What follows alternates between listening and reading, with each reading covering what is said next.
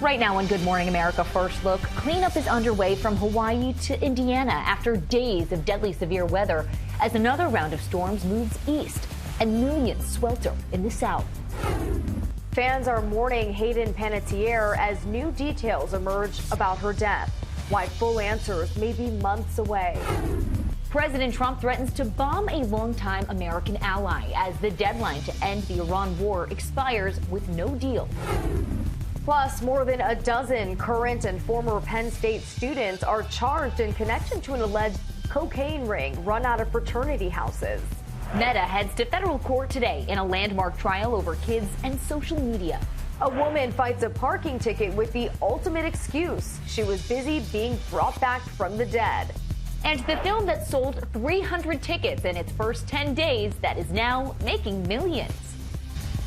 From ABC News, this is Good Morning America First Look. Good morning, everyone. I'm Sophie Flay. And I'm Rena Roy, in for Hannah. We begin with the devastation left behind by extreme weather on two fronts. People across Indiana are still reeling from that deadly flooding that swamped entire neighborhoods. And in Hawaii, they're still assessing the damage in the wake of Hurricane Lala as crews scramble to restore power. This morning, cleanup efforts underway across the country after days of severe weather. In Hawaii, remnants of Hurricane Lala leaving a trail of destruction. Officials say a 90-year-old woman who was missing was found dead. We're in the community of Pahala, and they are cut off. We are on the main road that goes around the big island, and you can see it is totally destroyed. Crews now working to clear roads and restore power to tens of thousands after the storm dumped more than 3 feet of rain in some areas. This bridge in Maui swamped, mudslides taking down hillsides, tree branches even littering the inside of Kona International Airport, and powerful winds ripping the roof off this home in Honolulu. Debris scattered throughout the house. Everything's just ruined. It's gone in seconds. Gone. A similar scene playing out thousands of miles away in Indiana, where catastrophic flooding has devastated parts of the state. Emergency operations remain underway as residents return to their flood-ravaged homes. The governor announcing the launch of a disaster relief fund to provide $5,000 to individuals in need of basics such as clothing and food. This comes as another round of thunderstorms and heavy rain moves east from the Midwest into the mid-Atlantic, bringing a risk of flooding to already waterlogged states. Meanwhile, millions in the South sweltering amid an intense heat wave. Feels like temperatures topping 100 degrees this week from Texas to the Carolinas. Back in Indiana, more storms could return to parts of the state tonight, bringing another flood threat. Fans and co-stars are mourning the death of actress Hayden Panettiere as we learn new details about her passing. This morning, the memorial outside actress Hayden Panettiere's South Carolina apartment is growing. Flowers and handwritten signs left outside the apartment building where she had been staying. Tearful fans remember the star of Heroes and Nashville. Being a millennial, watching Hayden growing up in all the movies and TV shows, it kind of hit very close to home. As investigators tried to figure out how she died, police say an acquaintance called 911 Sunday afternoon. Have a cardiac arrest, overdose, CPR is in progress. First responders found her in cardiac arrest, and she was pronounced dead roughly 40 minutes later. An autopsy found no signs of trauma, and police say there's no indication of foul play. A cause of death is still undetermined, and toxicology results could take months. When she was just 17, Panettiere became a household name, starring as the cheerleader with superpowers on Heroes. This is important. Then as a country upstart on Nashville, she earned 2 Golden Globe nominations and had 11 songs make it on the country charts. In December 2014, Panettiere welcomed her daughter Kaya to the world. But motherhood brought postpartum depression, and years of struggles with addiction followed. Then in 2023, she lost her younger brother, Jansen. That's why I turned to substances, because the anxiety that I started having the panic attacks. Now tributes pouring in from those who worked with her. Her Nashville co-star Connie Britton posting, "This was Hayden, bursting with brilliance, shining so bright. I love you, girl. Sleep easy now." And Custody co-star Viola Davis writing, "I wish the world had more time with you. I saw this beautiful phoenix rising from the ashes." Panettiere would have turned 37 on Friday. Another day of emotional testimony in the murder trial of Lindsay Clancy, the Massachusetts mom who killed her 3 young children. Prosecutors rested Monday, and the defense opened with Clancy's mother, who described a loving mom whose mind unraveled after starting psychiatric medication. The jury saw a desperate text Clancy sent her, quote, "I'm really sick, something is wrong. I think the medicine has made things worse." Her mom says her daughter grew so paranoid and afraid she couldn't sleep alone. She told us that she had thoughts of harming the children. She said that she couldn't remember anything. The medication was pretty much just destroying her mind, and it wasn't her. She said, "This isn't me. I just want to feel better and enjoy my kids again." The defense argues she was in the grip of postpartum psychosis made worse by her medications and cannot be held criminally responsible. Prosecutors say she planned the killings and was not in psychosis. Luigi Mangione's state trial is now on hold. He pleaded guilty Friday to federal stalking charges in the killing of United Healthcare CEO Brian Thompson. He faces up to life in prison when he's sentenced in December. Mangione's attorneys filed a motion to drop the state murder case, claiming double jeopardy. Prosecutors have until October 9th to respond. Turning now to the war with Iran, President Trump now threatening to bomb a longtime American ally as the deadline to end the Iran war came and went with no deal. ABC's Karen Wah has the details. Karen, good morning. Good morning, Rena. Oman has spent weeks trying to get ships moving through the Strait of Hormuz again. Now the president says if they get in his way, they'll pay. With no end in sight to the war with Iran, President Trump threatening to expand the conflict. Trump telling Fox News he'd bomb the expletive out of U.S. ally Oman if they get in the way of his goals in the Strait of Hormuz. I don't think they'd behave very well, but we'd handle them very easily, just like we do other things. Oman is a longtime ally that hosts American forces. It sits across the Strait of Hormuz from Iran and has been negotiating with Tehran on a plan to reopen it. The president insists that the U.S. has full control over the strategic waterway and says he may soon declare it a U.S. territory. But his own energy secretary says the strait is a conflict zone. It comes as the 60-day deadline to reach a long-term peace agreement expired Monday, with no nuclear deal and no talks scheduled. Iran calls the deadline irrelevant, and Trump says he's in no hurry. Even some Republicans are publicly frustrated, saying he oversold a quick win. He started out this whole war with, this is going to be an easy fight. We're going to be done here. It's going to take a month, 2 months. President Trump's own frustrations appeared to be on display yesterday after being asked about his order cutting back U.S. joint military exercises with South Korea. Did he ask you specifically to scale back on those? Quiet. You're very disrespectful in front of this young man. Okay? Don't you find her disrespectful? He understands. Quiet.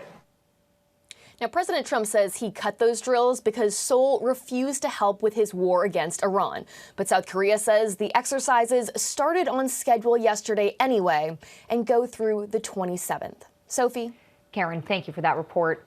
The teenage lifeguard whose dramatic ocean rescue went viral got a hero's welcome at the White House. 16-year-old Ryder Williams pulled a 10-year-old boy from pounding 10-foot waves off a Santa Cruz beach in July. The two were reunited in the Oval Office, where President Trump admitted the rescue might be above his own pay grade. He's a real hero. You know, when you see that, I don't know if I'd do it. I wouldn't probably. You're lucky I wasn't. You're lucky I wasn't on service that day. Williams says he fell back on his training and hopes to become a firefighter one day. Time now for your morning weather. Good morning. A couple of big weather stories today. One, severe weather over the plains, and two, the heat wave that continues over parts of the south. We check out that severe weather threat. We're talking about southeastern Nebraska, northeastern Kansas, western parts of Missouri, including Kansas City, all the way up to Grand Island. Could be some large hail, could be damaging wind, maybe even a few tornadoes this afternoon into this evening. The heat is a huge story. Extreme heat warnings, Gulf Coast, parts of the Atlantic coast. Look at these off-the-charts heat indices, 116 in Charleston. Meteorologist Jeff Smith, ABC News. Coming up, the only man ever charged in Tupac's murder faces a jury. Also ahead, caught on camera, dozens of looters ransack a California store. And the woman fighting a parking ticket with the ultimate excuse. She was busy being brought back to life. Back with absolute mayhem inside a Los Angeles area liquor store. Check this out. Police are looking for as many as 40 people, many wearing masks, who broke into the shop early Saturday using power tools. Police estimate the group caused about $30,000 in damage. Police in Philadelphia are trying to track down a masked man who's been terrorizing women in the streets. He's threatened at least 6 women and was caught on camera chasing a jogger. Police say he then asked her if she was ready to die. All of the women were able to get away unharmed. Now to day one of the Tupac Shakur murder trial. A Las Vegas jury heard opening statements in the case against Dwayne Davis, the man accused of orchestrating the killing. Here's ABC's Alex Stone. Las Vegas prosecutors say rapper Tupac Shakur was gunned down 30 years ago in a, quote, act of revenge. In their long-awaited opening statements, they alleged Dwayne Davis, street name Keefy D, did not pull the trigger but did order the killing and provided the gun. When the opportunity presented itself for retribution, Dwayne Davis made sure that the shooters were armed and ready to execute their revenge. The 63-year-old seated in court wearing a blue suit, the only person charged in connection to the star's death. He's pleaded not guilty, but prosecutors say the shooting was in retaliation for this brawl when Davis's nephew was roughed up at a Vegas casino. What you'll notice is a constant thing that always goes through these statements is Dwayne Davis's visceral anger at Tupac Shakur. The first witnesses taking the stand facing the jury of 6 men and 10 women. Prosecutors looking to convict the person responsible for killing the 25-year-old actor and rapper at the height of his young career. That's just the way it is. Shakur riding in the passenger seat September 7th, 1996, as record label executive Suge Knight was driving when they were shot at a red light. For years, Davis has bragged publicly about his role in Shakur's killing, but now says those were all lies and that he is innocent. I'm not quite sold on this idea that just because you keep saying a fiction that becomes the truth at some point.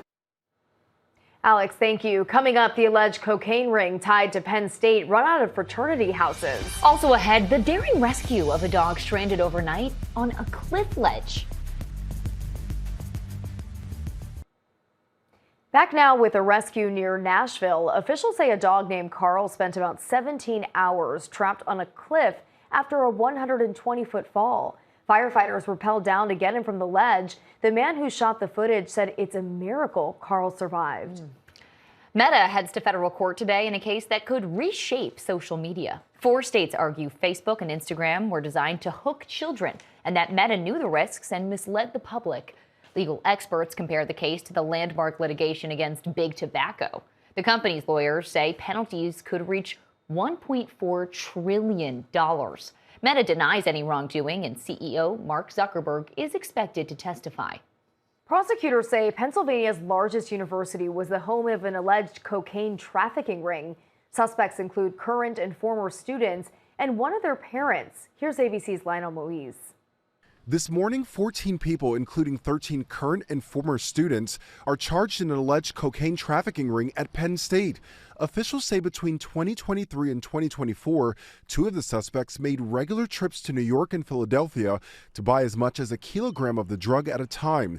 They say the cocaine was then allegedly packaged to sell to students at 2 fraternity houses. The packaging was done by fraternity brothers and oftentimes pledges.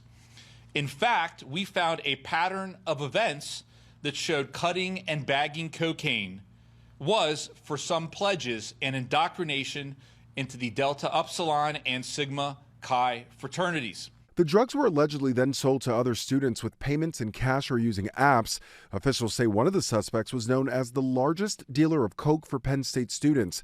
The only non-student charged is one suspect's father, accused of hiding drugs and cash in a safe and obstructing the investigation. The actual drug dealing was largely from friend to friend, fraternity brother to fraternity brother, acquaintance to acquaintance, and at fraternity houses and or during parties or social engagements. Penn State reacting to the charges, saying, "We are horrified by these serious allegations," adding, "Criminal activity, including hazing such as this, has no place at our institution." The university says it placed Delta Upsilon on interim suspension and said Sigma Chi is not recognized at the university. In separate statements, both fraternities say the members involved were expelled or suspended from their orgs. Authorities say the alleged drug activity happened at houses off campus. At least 4 of the people charged are current students. Sophie, Rena. Final thanks. Coming up, a movie that sold 300 tickets in its first 10 days is now beating blockbusters. Plus, the wedding that started at 14,000 feet with the whole wedding party falling toward the altar.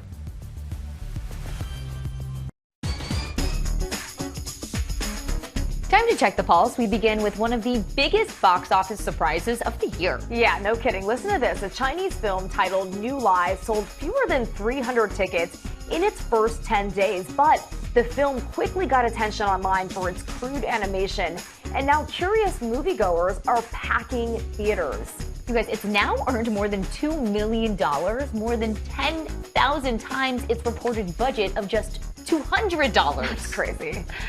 Now to the woman with the ultimate excuse to fight a parking ticket. Yeah, she was busy being brought back from the dead. The New Zealand woman collapsed in a supermarket parking lot, and a stranger's chest compressions restarted her heart. Her car sat there while she was rushed to the hospital, blowing past the 90-minute limit. The parking company fined her anyway, then generously knocked it down to $30. But after an uproar, the supermarket paid the fine, and the company has now apologized. Next, a high-flying wedding. Yeah, so a New York couple started their new life in the clouds. Mike and Megan parachuted into their own wedding from 14,000 feet. But they were far from alone. Their officiant, bridesmaids, and groomsmen made the leap as well. The happy couple exchanged vows in the landing zone, and the pair met and was engaged during a skydive. They now run their own skydiving business. Very on brand. Yeah, seriously. And finally, the Williams sisters. Back on the court together for the first time in 4 years. Venus and Serena teamed up for a doubles match in Cincinnati Monday night. And their first match as a duo since 2022, it was a thriller. They went to a third set tiebreaker before bowing out. Serena called the night fun and special. So great to see them back together. I was going to say, it is so much fun to see them play together, and so many fans just love to see it as well. 2 legends on the court together. Absolutely. We'll get to your top headlines next.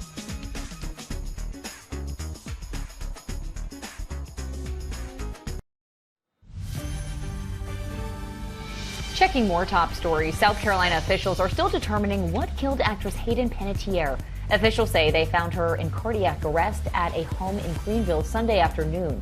The coroner says there were no signs of trauma and foul play is not suspected. The Supreme Court has again denied President Trump's bid to toss out a $5 million judgment awarded to writer E. Jean Carroll. The justices initially rejected Trump's appeal after a jury found him liable of sexually abusing Carroll. TikTok's parent company ByteDance has reached a deal with Hollywood in a showdown over AI. The agreement is with the Motion Picture Association. It's aimed at protecting intellectual property by beefing up copyright safeguards on the company's AI videos and image generators.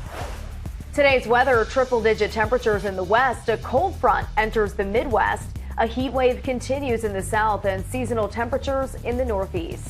And finally, an unusual rescue at a drive-thru. Danny New has the furry details. This is Dolly playing inside of her new home, but just a few weeks ago, she was stuck inside the grill of a car. Had you ever gotten a call like this before?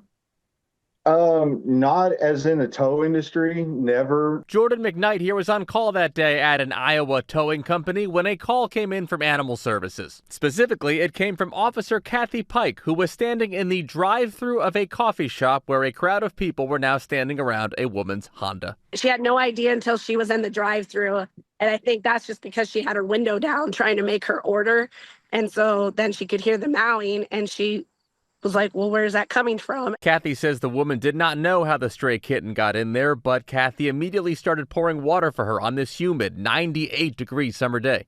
Then, when Jordan and his colleague Cole arrived, he got on one side, I got on the other, and we started breaking it down and taking pieces off. Over the course of 15 long minutes, they tried to quickly disassemble the front of the car until there was just enough of an opening. I held back a little bit and Cole got down in there and got her. Of course, Dolly was immediately rushed to medical attention and thankfully only had a slight temperature and a blister on her back right paw. In other words, she could be put up for adoption pretty soon. I was sitting there going, you know what? I think we need to adopt her and give her a good home. A few weeks later, Dolly now has a 2-year-old sister named Willow who is ready to play with her, and 2 dogs who are a little curious about her presence. But it sounds like Dolly gets the best pets from her new mom. She slept with me all night last night. By the way, guys, originally she was named Fika after the Swedish word for a group coffee break, but Jordan decided to go with Dolly, as in the dollies of a truck. Both fitting. Oh, when we know Dolly is getting a whole lot of love now. So cute. So happy she found her forever home. Yes, that's your GMA First Look. Have a great day.